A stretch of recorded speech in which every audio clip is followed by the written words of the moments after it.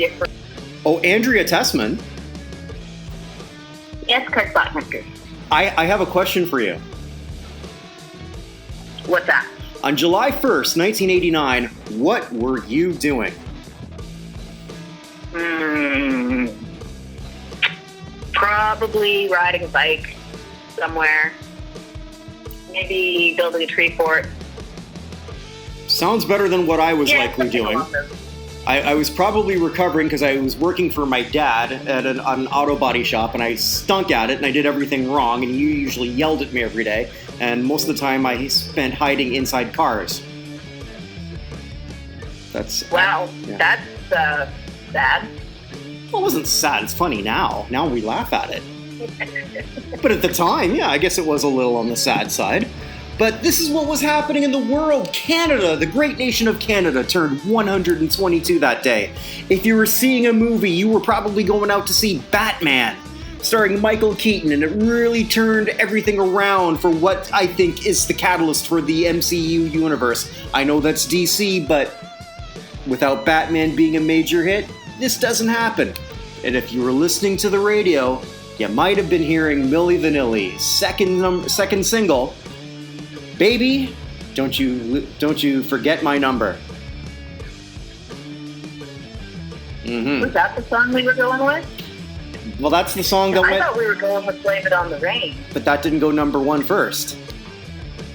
I didn't know we went number one first. Does it really matter? No, we're talking about Milli Vanilli. The story is about Milli Vanilli. The story isn't about the music. Right, because this is probably the only time, maybe it's not the only time, I mean, it's only episode 3, where I think that the song itself is irrelevant, where I don't think you're probably going to dissect the structure of it, because frankly, I was sort of disappointed when we decided on Milli Vanilli. I was convinced that Girl, You Know It's True, the far superior song, didn't actually go number one.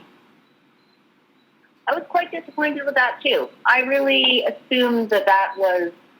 I just assumed it was number one. But it is what it is.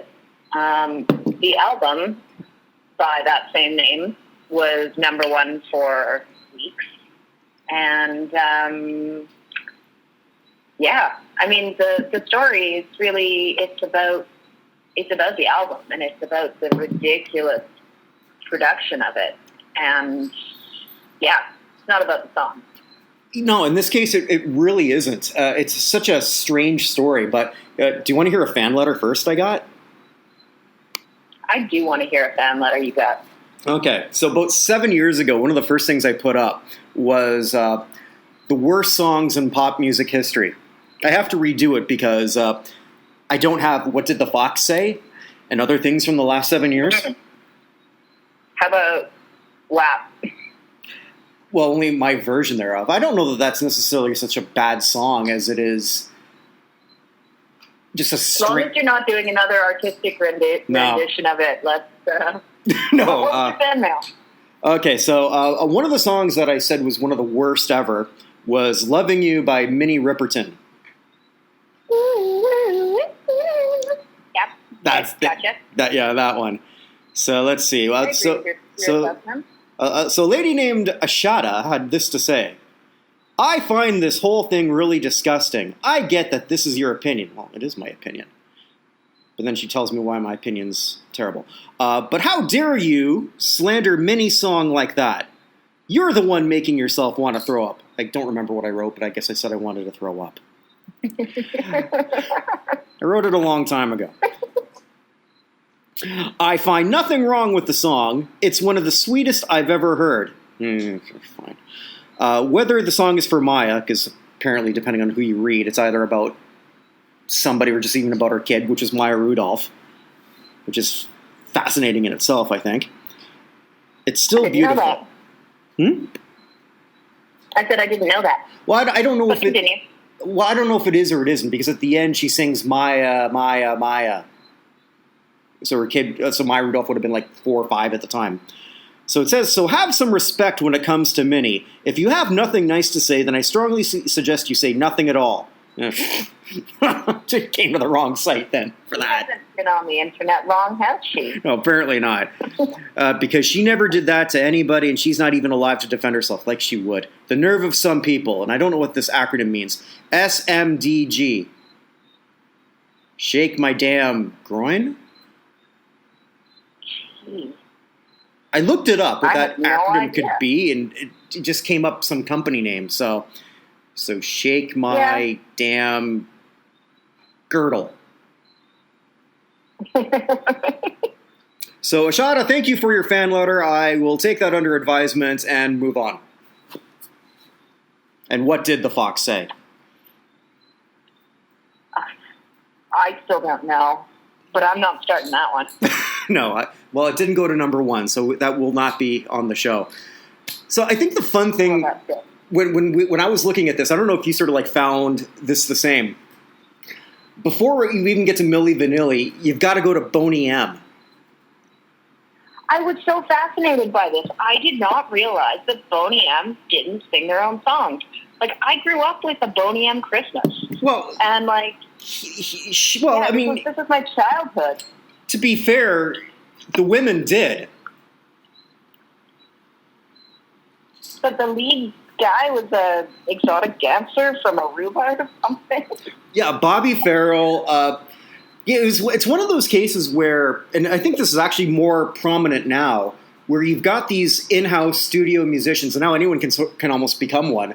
They stumble across a hit, and then they need an act to support it. So Farian was a failed singer in Germany. Not Farian. Frankie Farian. Farian or Farian, depending on how he pronounces it. Still alive today. Still amazing how we're talking about a German, half evil, half asshole, which is, Germans aren't usually like that, are they? So he came up with a song that became a club hit, Do You Want to Bump, in the mid-'70s, used some of the women who performed on that, and then just found other people to sort of like replace it. And then he found that guy Farrell, and kudos on that find. I mean, like, what an interesting dancer he was. If for those listening, if you've never seen Bobby Farrell and maybe you don't want to listen to the music of Boney M, that's fine. But just look up Daddy Cool and just the gyrations that this man does. I can't describe it. It is quite something to see. I mean, it's like half sexual, half epileptic. It's sexoleptic. Yeah, I'm not going to picture that. Well, it's crazy like a I'm fool. just worried about sex with a helmet on, and now we're just getting into a whole different kink. I love where these conversations can just go anywhere. Sex with a Helmet, a new film by Carl Reiner. Or Rob Reiner. Damn it, I blew it. Oh well. Damn it. Oh well. So Boney M became... So anyways. Yeah, so Boney M becomes this massive international hit, much bigger in Europe than the United States. But Farrell essentially wants some money. Wants a little bit more. He literally did nothing in the studio. But, he was the face of that group, did particularly well, and a lot of people who did know that he wasn't actually singing really didn't care. If you've ever actually heard him really sing, it's really bad. Farrell can't sing. He tries to mimic the voice that was sort of modulated for him, but whatever. I mean, nobody cared when it came right down to it.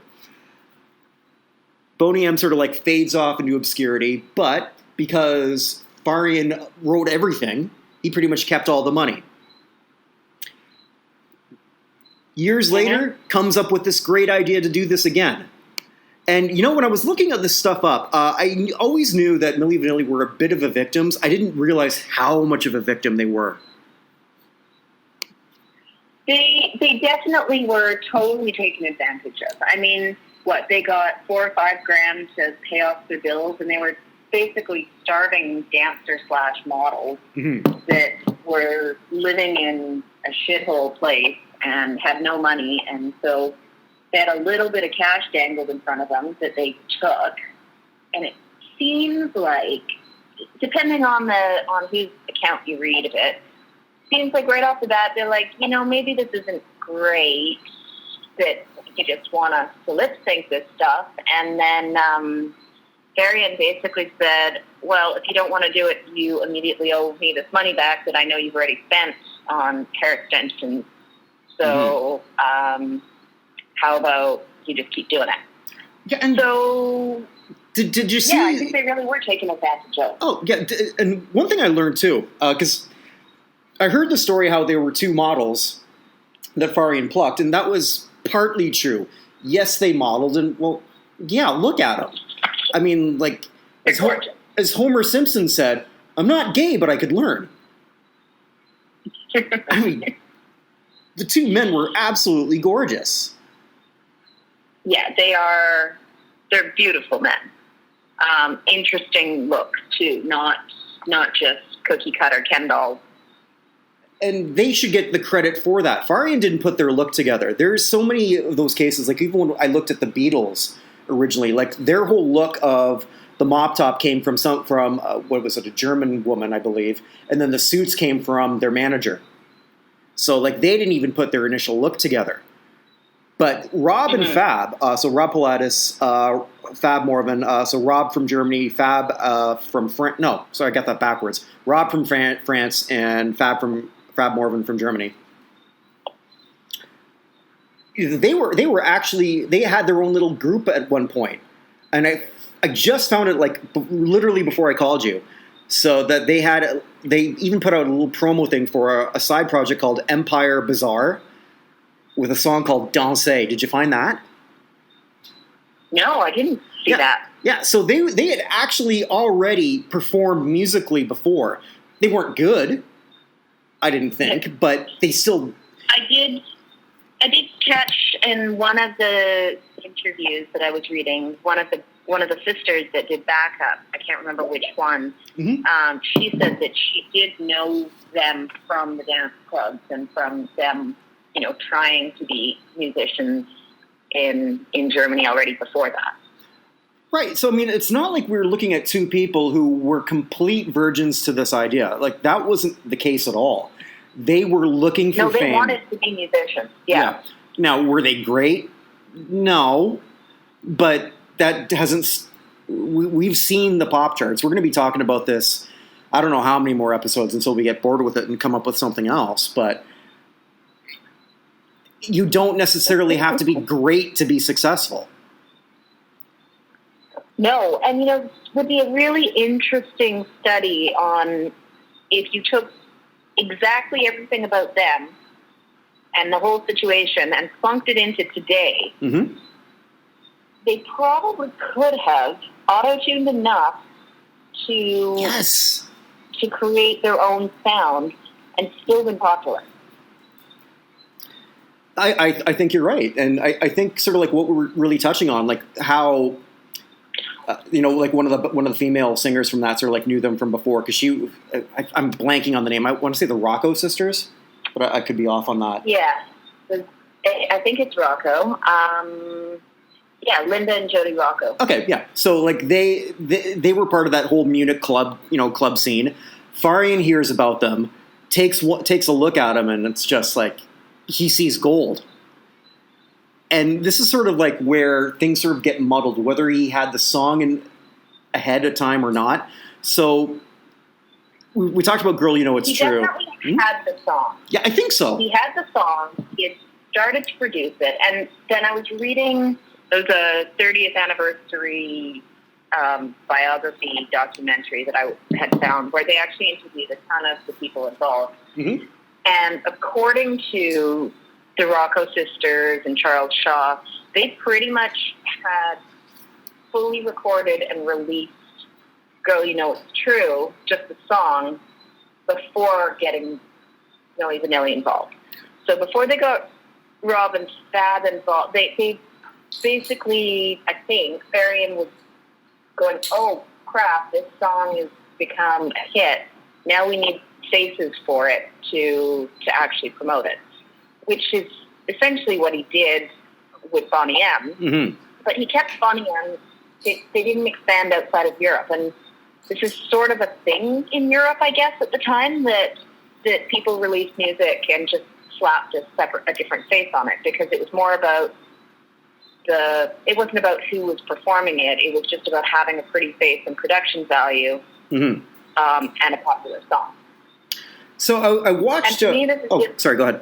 Yeah, go ahead. Well, I was going to say that because I listened to a couple interviews from Rob, who talked about his first meeting with Frank Farian, and in that first meeting, they already played. He already had that track laid out, so the instrumental of "Girl, You Know It's True," which was actually produced like a year before in Philadelphia by a band called Newmarks.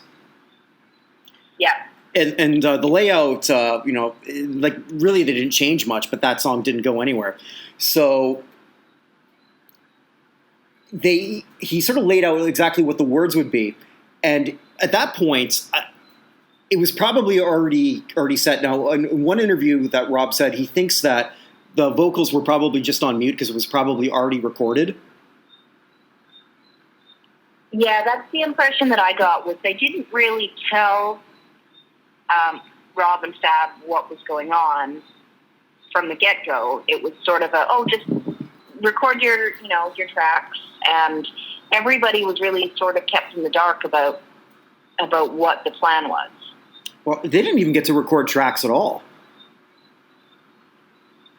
Apparently they recorded some, and they were just told that, it's just there's so many voices that you can't tell. I don't think they used any of the tracks they recorded, but apparently they did, not necessarily on Baby You Know It, or Girl You Know It's True, but on some of the other songs they did, or maybe they just sang and didn't even record it. I'm not sure, but there was something in there that I saw that it seemed to basically say that they barely recorded anything. So, but maybe not. Again, all of this is, we're looking 30 years in the past, and and also what someone in Germany was doing. Yeah, 30 years in the past, and then sometimes you'll listen. I'll listen to like interviews, and then sometimes like he'll say something different, and he's trying to remember from something 30 years ago when he admitted that later on he was coked out for the rest of the year.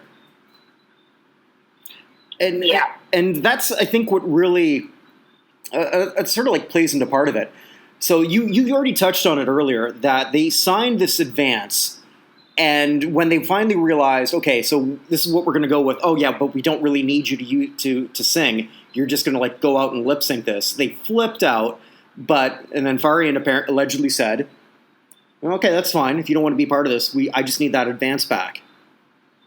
And when they signed that contract, it was like, depending on like who you believe, other people said like legally they could have gotten out of that easily. But I mean, what were they in their early 20s? They don't know.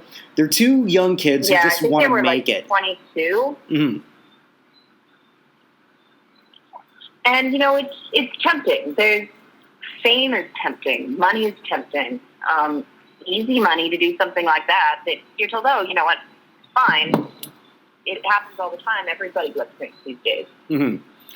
Which is sort of true, because during that era, that was the era of the big dance productions. Everybody was, Madonna. It was all like these big productions and tons of dancing, that there's no way that they could actually sing the way they sing in studio while they're doing cartwheels on stage. Well, it was the MTV era. It didn't era. It didn't matter what you sounded like. It mattered more what you looked like. Yeah. And this really was a product of MTV. We were talking about how in prior years everything was about radio recordings. Mm-hmm. With this in the late 80s, early 90s, it was you wouldn't get on the radio. Well, you had to get on the radio. You had to get CDs out, and you had to get a video out. And so it was that video. If you were on regular play on MTV, you were golden. That was all you needed. I know I had MTV on in the background throughout a significant portion of my preteens and teenage years, mm-hmm. and whatever they feed you, whatever the is spoon fed to you based on whatever medium you're listening to is what you end up liking. And so people may not like the songs anymore, but they are actually objectively decent songs. And now you've got two beautiful faces, hot bodies, and different look. They can dance for the day. Nothing compared to what they're doing for dance, what people dance like now, but kind of almost humorous to watch the attempts at hip hop / breakdancing if you compare it to all of the dance competition shows on TV these days. But still, you've got guys that are fun to watch, jumping around on stage looking hot, and a fun song. It's not hard to understand why it went to number one. No, it was entirely constructed. Sure. It was that perfect, combination. Then throw in sort of like the tight spandex pants. The look was different, and yes, the moves that they were doing then seem pedestrian now, but no one was doing anything like that. That was brand new. Mm-hmm. So then they fall into the cycle. So I saw in like multiple interviews with Rob how he said okay, we're just going to do this one thing, pay everything out, and then we're going to be free. But then it just built and it built and it built. And then you're getting a bit of taste of that. And you're also in your young 20s. And yes, these we gushed about. And again, I just want to point out, yes, I'm happily married and straight. I know I was gushing about the looks of these two guys, but I can appreciate that. It's all good, right? No, I don't know. You're supposed to sort of save me on that one. Throw me a lifeboat there, Andrea. Sorry, the lag in the call is... I'm trying to throw you a bone. All right, appreciate that. But but no, but I was going to say though, yeah, because and they are letting fame now get to their heads. How could they not? How could it not? When you literally have to have the cops called for a public, appearance because you're getting mobbed by hundreds of women. Mm-hmm. And you're making a ton of money, and you're touring with Paula Abdul and Tone Loc, and I think their biggest downfall was that they actually started to believe their own hype. Mm-hmm. And they seemed to think that their stardom was because of them and not because of some very, very carefully constructed image. Well, and I think that's the other thing too. Yes, it's one thing when you look like that. And it's a lot easier for you, when you go to the club, there's a good chance that you're going to come back with somebody. It's quite another when you have to do no work and there's women just waiting for you every single night. I don't care what you look like. Clooney didn't always have to work like that before he became Clooney. Mm-hmm. If that makes any sense. Yeah, it's a lot easier. But when it's just laid out there for you and you're getting hooked on drugs, because that's all offered to you. So when you're out on the road performing over and over and over, yes, you're getting some bank, but you don't have any idea what the real money is on the back end. Farian did, and he was certainly making that. So Girl, You Know It's True hits, goes to number 2, and then the song we're talking about, I guess we're not really talking about it, but goes number 1. And then they had 2 other number 1 hits for the rest of the year. Blame It on the Rain, which was their last one. And, God, I'm blanking on the other one. Oh, Girl, I'm Gonna Miss You. Yes. Retrospectively looking at it, I just find only Girl, You Know It's True a great song. The other 3,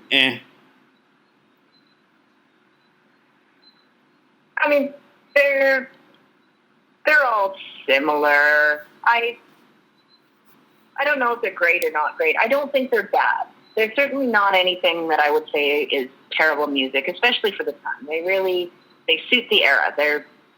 Farian knew what he was doing. Yeah, he hit lightning in a bottle twice. And as much as we can sort of look back, and I think a lot of people do, that he's just this evil Svengali. He was definitely part genius, and you have to give him credit for that. Did he sort of appropriate on black culture? I don't know that he did so much as he came up, because he was the culture creator. He just sort of like knew a blackface could sell it. If that makes sense. No, it really does. He knew what he was doing. He knew what would sell, and he knew how to create that. And it capitalized on a lot of things. Like, Michael Jackson was kind of at the height of his fame. And that sort of paved the way in Europe for black artists to become popular. And that pop R&B sound was on the rise. It wasn't just soul R&B. It was now, you got the rap involved, and you've got that mixed with the Europop sound to make it a little dancier. Like, he really figured out a formula and made it work. Yeah, and he just cheated a little because he didn't find people who actually had both the look and the voice. But that was also the sign of the times. I mean, if they would have went with the original singers, nobody would have heard these songs. True, probably, because when they tried to put out the real Milli Vanilli, nobody heard the song. Now, so in 1989, and this is something I remember, relatively well. So I would have been 16, 17 around this time. So unlike the last two songs that we talked about, this one I really, really remember a lot of the conversation and then the downfall when it all happened. So, like, the motivation to take these guys down was huge. Like, just colossal. Because as big as they were and as unique as they were, they sort of put their foot in it a couple times. So you probably also read, like, that Time interview. I think it was a Time interview where Fab had really stuck his foot in his mouth and said how they were almost as big, or they were as important as the Beatles, Bob Dylan, and I forget who else.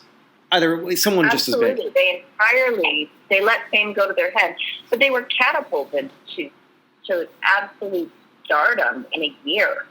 Like, when you're in your early 20s and you're suddenly the biggest thing out there, and you're taking full advantage of it by drinking and doing a lot of drugs and living the rock star lifestyle, it's going to go to your head.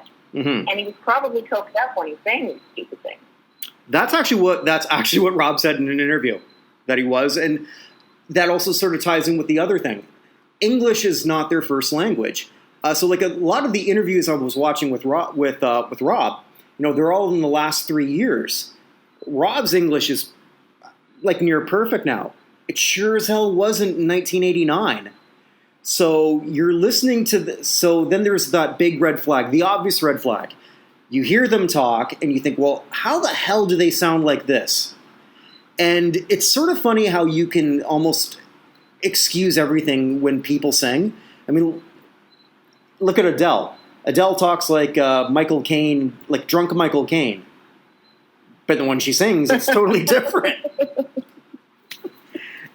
And also, people will sing with a different accent.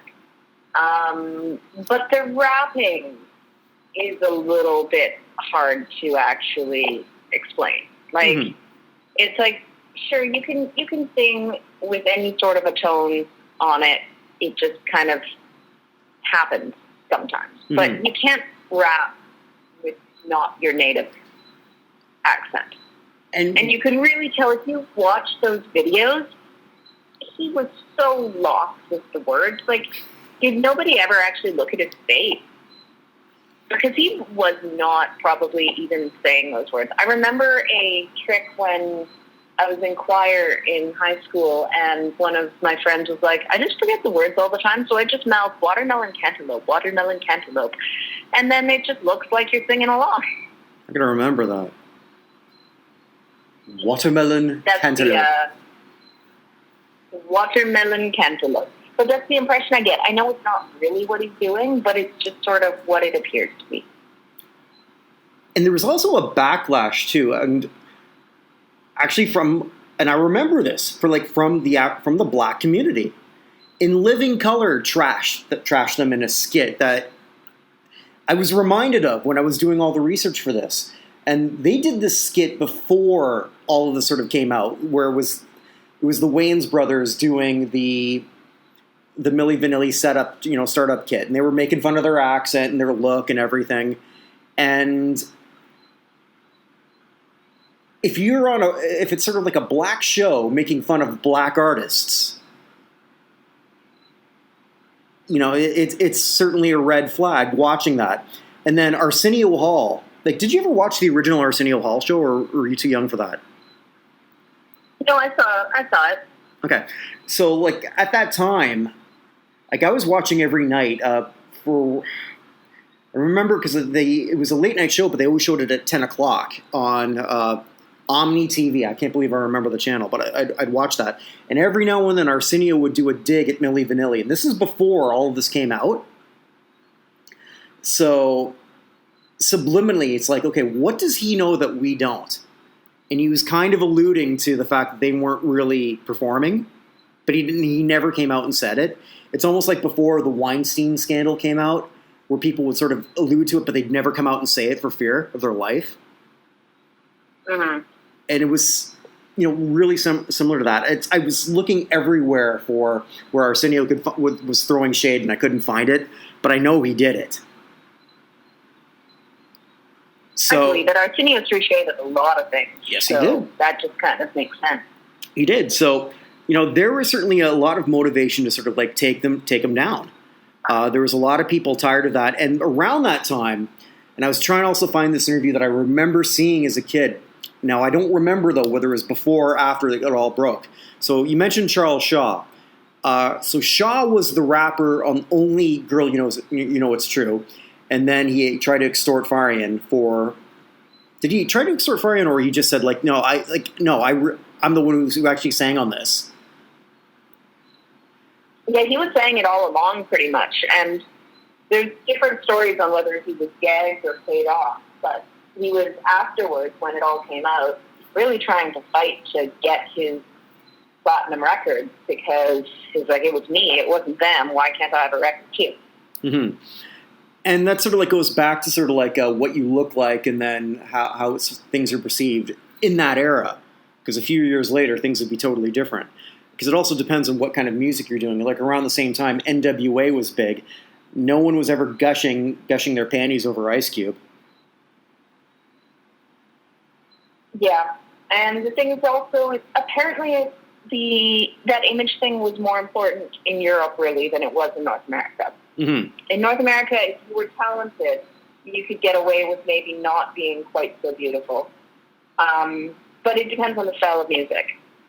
So, we had people who were beautiful and famous because they could fake it well enough, but in Europe, it seemed like it was more a matter of, were you, okay, we like your sound, but we're going to go with a different look. Mm-hmm. And they you wouldn't get an opportunity to actually you'd just be a studio musician. Mm-hmm. So, Shaw went open about this in December of '89, and either allegedly or wasn't paid off by Farian, but apparently the amount was $150,000. I say apparently because I'm not sure, because depending on what I read, it's sort of varied. Amount too. Yeah. But he never really shut up about it. And I do remember, and I wish I could find it, and I couldn't. I saw him do an interview when Joan Rivers had a daytime talk show. And he actually then just mouthed the opening words. And it was, girl, it's your, which was like, okay, that's not exactly that deep, but it was clearly him. So Shaw didn't become sort of super successful like he wanted to. And I guess, who knows what, when he mouthed those words for Farian a year before, who knows what he signed, what he thought that was going to be. I don't know if he's sort of like thinking at himself, with himself, like everyone's gushing over Milli Vanilli, but like I'm the guy who, it's my voice. I think that when he recorded the track, one of the interviews I read, he basically said that he was in there doing something else for Varian, and then he goes, "Oh, hey, how about you just have you heard this song? Can you do this?" And he said he was literally like in the studio for under an hour laying down the track, and that was it, because he knew the song, he'd heard it in the clubs before, and so he was able to just whip it off, no problem. Mm-hmm. And he was like, "Oh, whatever, it's a good pay for a studio musician gig." Right. And the Rocco sisters didn't care. I mean, they were told to sort of like keep their mouth shut, which they did, but they were told up front, you're the background. I mean, I think you know that deal. The interesting thing, though, was Brad Howell, to me, who did I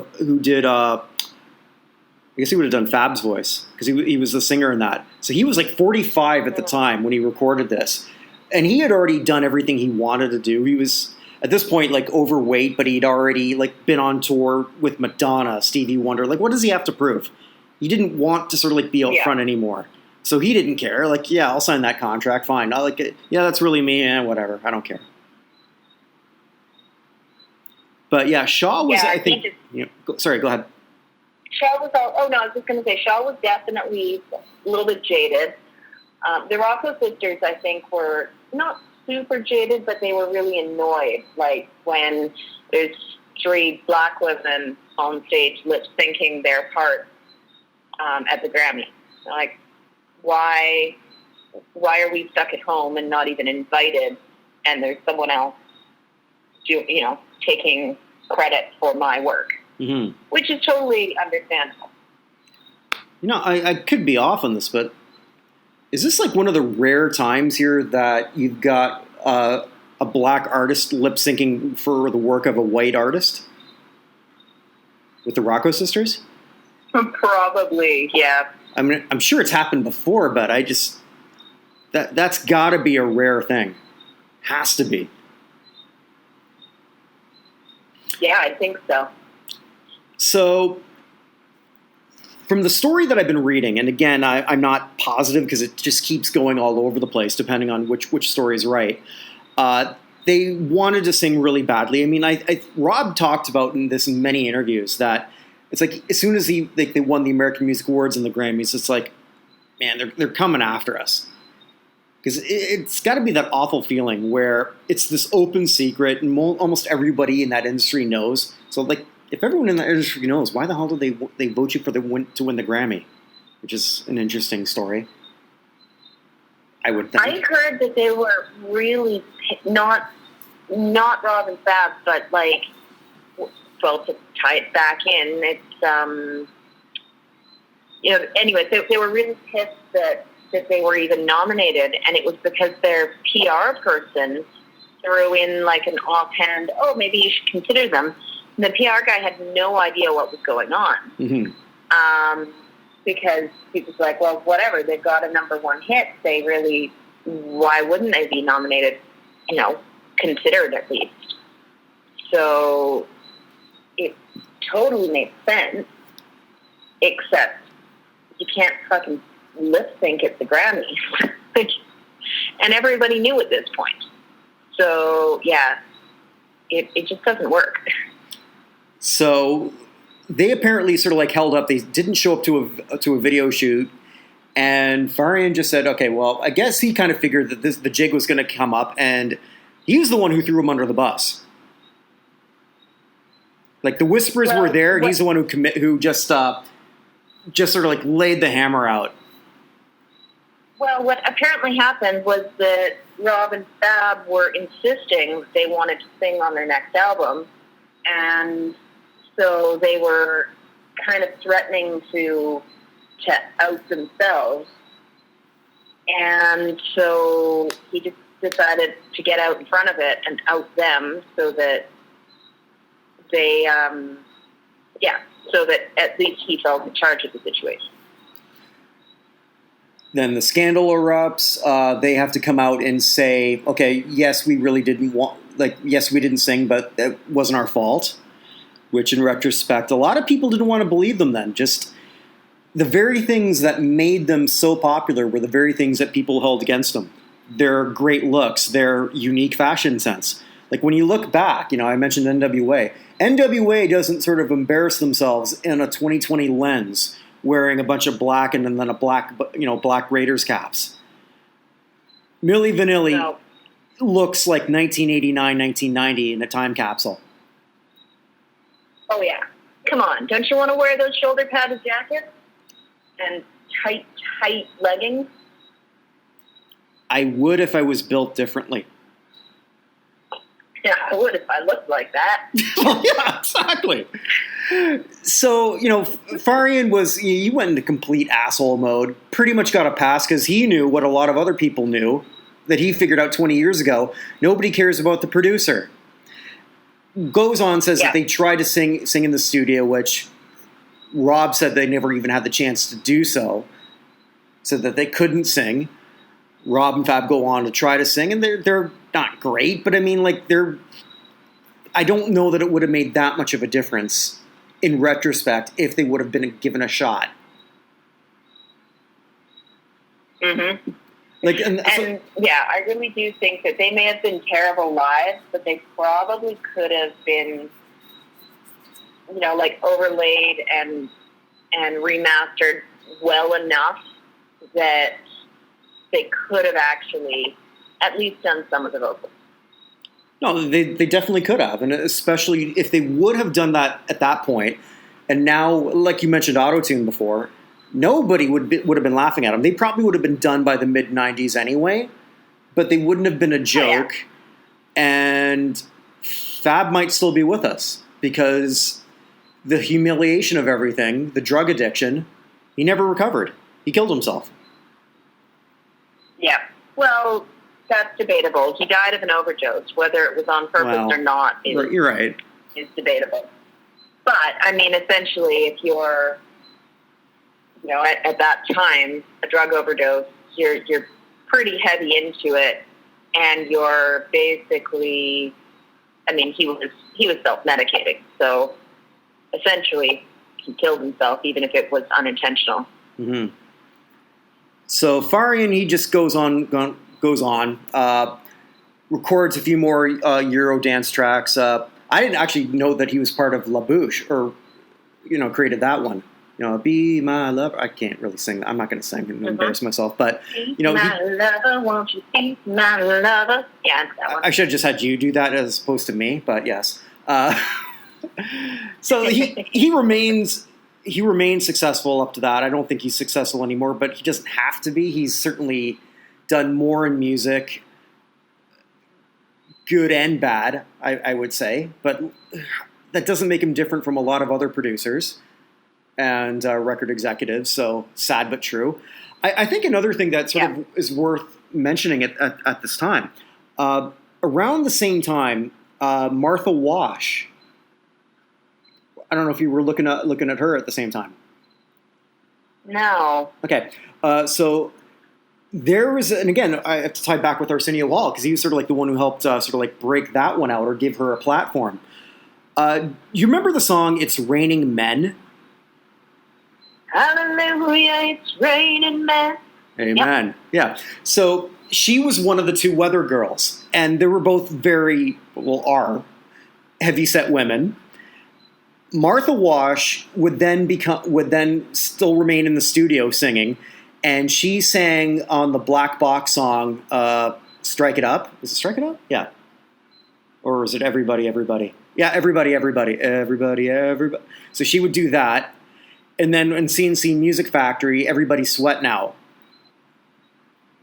Oh, interesting. Yeah. So, but she got no credit for it. So if you look at the videos, it was very thin black women doing that in their spot. With CNC Music Factory, the woman who was doing that, Zelda Williams, she could actually sing, but she couldn't do that register. She sang on all the other stuff, but in that particular song, that "Everybody Sweat," that was Martha belting that out, and she successfully sued Black Box, CNC Music Factory, all of them. And this was just like less than 12 months after all this happened. So because of her and because of Milli Vanilli, you can't ever not have your name not on something that you produced, like in the record industry. That's really interesting. So it's just sort of like all tied up in that sort of like same unique bow. Because I think what also set off Shaw is when they put out the U.S. album, or the U.S. album liner notes on Arista, Shaw wasn't given any credit on there. It was all Rob and Fab as the singers. Yeah. So it's quite one thing if you know. I don't think any of them were given credit. I don't know if probably not, because I mean if it just said sung by Rob and Fab, yeah, you're probably right. It would set Shaw off and just didn't set off Brad Howell, who just I guess didn't give a crap. I do want to sort of like take a note with the Grammys though, because like when Rob and Fab had their press conference, they gave back, and I didn't remember this. They gave back the Grammy Award before the Grammy said we were taking it back. I thought it was the other way around. No, they immediately, when they came out with their press conference and said, correct, we aren't singing, but it wasn't our fault and we were kind of pressured into this whole thing. They, at that point, said they were giving the Grammy back, and then the Grammys go, well, no, you can't quit, I'm firing you. And they said, no, we're taking it back. And just, booing the Grammys, because they suck. They've been garbage since day one. But did they give their AMA back? Oh, did they? I don't know. Huh. I didn't see anything about it, so I'm guessing they didn't. You know what? I never even looked to see if that was. But the Grammys is one of those weird things that has that high industry standard, and I don't know why. Because they keep making stupid mistake after stupid mistake, and they've done that right from the start. Like Frank Sinatra winning the best album for 1967 on a career retrospective. Really? Jethro Tull winning the first heavy metal album Grammy. Really? Robin Williams was nominated for the Best New Artist Award, I learned. Really? Mm-hmm. Oh, I didn't know that. Bob Newhart actually won. Bob Newhart won a Grammy? Yeah. No, he won Best New Artist. Really? Yes. Best New Artist. Yeah, actually, I got a tab up here. Let me bring this up. Like the winners for like Best New Artist, and it's just such garbage. Like, yeah, here we go. Yeah, Bob Newhart won in 1961 for whatever reason. Not that he really beat anybody I've ever heard of. The Beatles did win, which is, I guess, good. And then, let's see. Oh, yeah, the Starland Vocal Band won in 1977 because they were better than Boston. Wow. Here's a great one. Although I do like this band, but people rag on them. A Taste of Honey, Boogie Oogie Oogie won Best New Artist. But then they defeated the Cars, Elvis Costello, and to a lesser degree Toto. Yeah, that's odd. So Milli Vanilli, when they won it, they defeated Nina Cherry, who she didn't go on anywhere.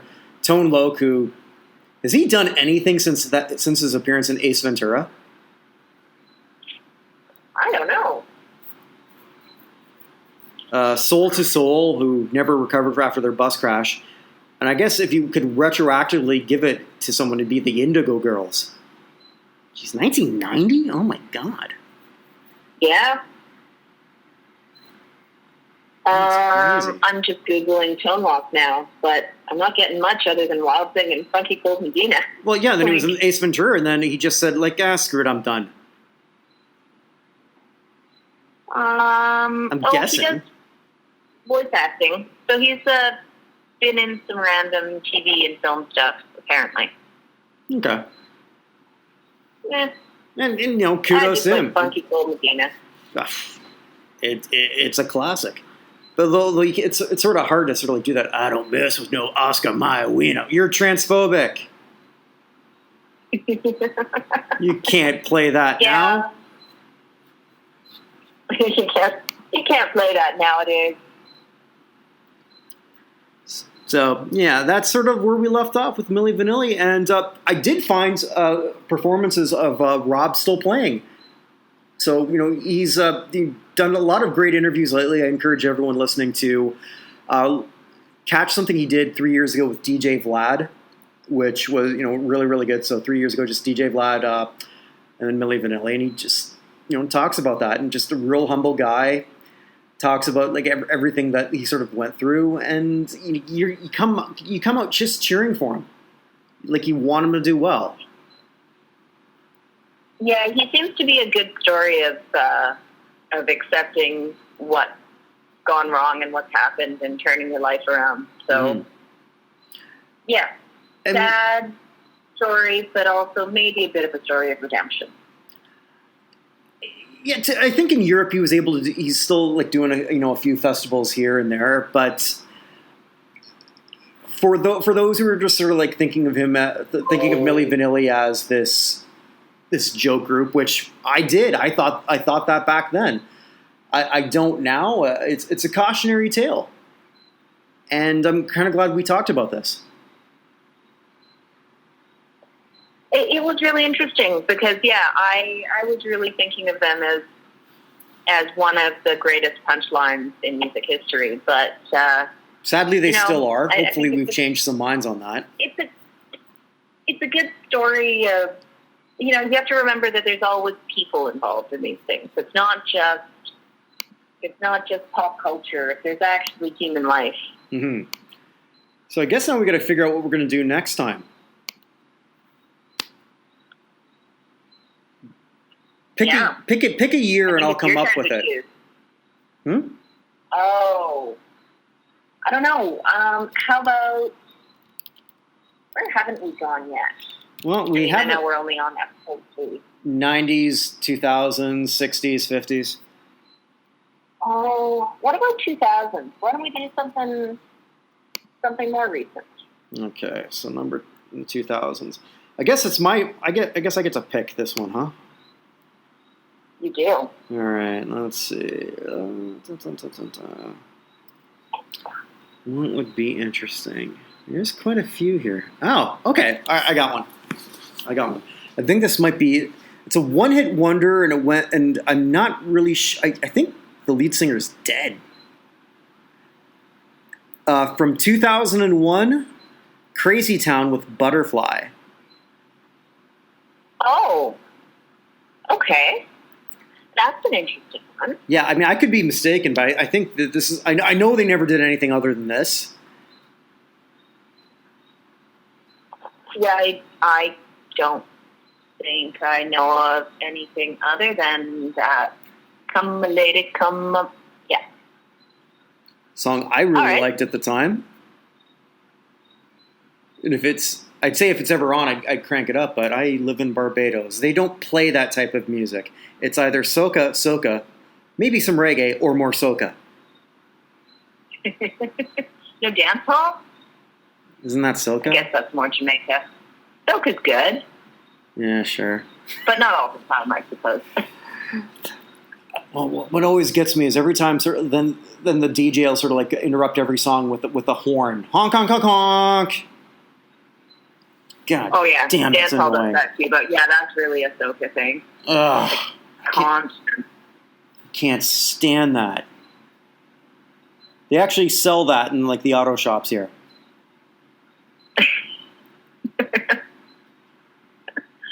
All right, so we've got our project. Andrea, thanks so much. At least I'll have a better idea what you're doing in 2001. Keep it PG though. Oh man, those are the fun years. Or don't. It's like it doesn't really matter to me. All right, so Crazy Town it is. All right, awesome. All right, thanks so much and stay safe. See you next week, Kirk. All right, later. Thank you so much for listening, and look for that next week. Crazy Town. Come, come, my lady. Come, come, my lady. You're my butterfly. Sugar, baby. Shit, I promised no more dramatic readings. Well, it's not the first time I've ever broke a promise here at Naughton Hall of Fame. Won't be the last. Stay safe, everyone, and check back next week. Week.